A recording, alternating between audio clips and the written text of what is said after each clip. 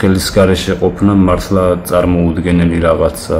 გზიდან გადავხვდი სატვირთო მანქანით და რა ვიცი, რო გავიღვიძე იქ ხელი უკვე აღარ მქონდა. უყურებდი ძვალს, როგორც მიჩანდა და შველას ვითხოვდი 1-2 საათი მიახლოებით, ყვიროდი ხმა ჩამეხლიჩა. მოტეხილი მქონდა 14 ძვალი, 20% სისხლი და კარგული მქონდა და ექიმებსაც არ სჯეროდა ჩემი გადარჩენის, როცა უფალმა კიდევ ერთხელ მაჩუკა სიცოცხლე. დამიტოვეს ერთი ძაფის შიგნით, რამაც გამოიწვია ანთება და დაჩირქება. ეს ძაფიც შიგნით ჩამიტოვეს.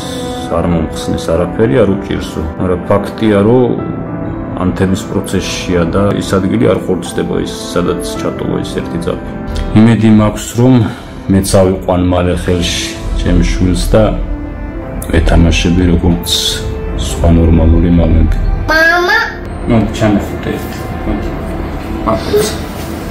25 წლის დანიელი აი ასეთ სალი ხელით ცდილობს, რომ თავის ერთადერთ გოგონას 3 წლის გაბრიელას მოეფეროს, მაგრამ საბრალო ბიჭმა იცის, რომ ის ამას ვეღარასდროს შეძლებს უწინდებურად. ამ პატარა ანგელოზმა კი ჩერნოვეცკის ფონდის კორესპონდენტს უთხრა, რომ თავისი ხელის გადანერგვა სურს მამიკოსთვის. მერე კი პატარა თითებს ახედა და შეამოწმა, თუ მოერგებოდა მამას.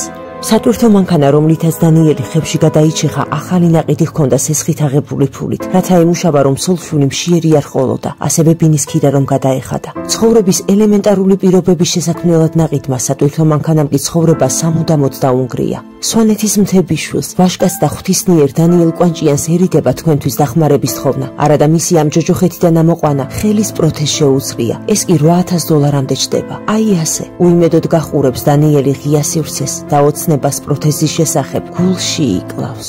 რა რჩევას მისცემთ ახალგაზრდებს, თქვენს თანატოლებს? უყვარდეთ ერთმანეთი და უყვარდეთ ყველა. როცა ადამიანს სიყვარული გააჩნია, ფალთანაც ახლოს არის.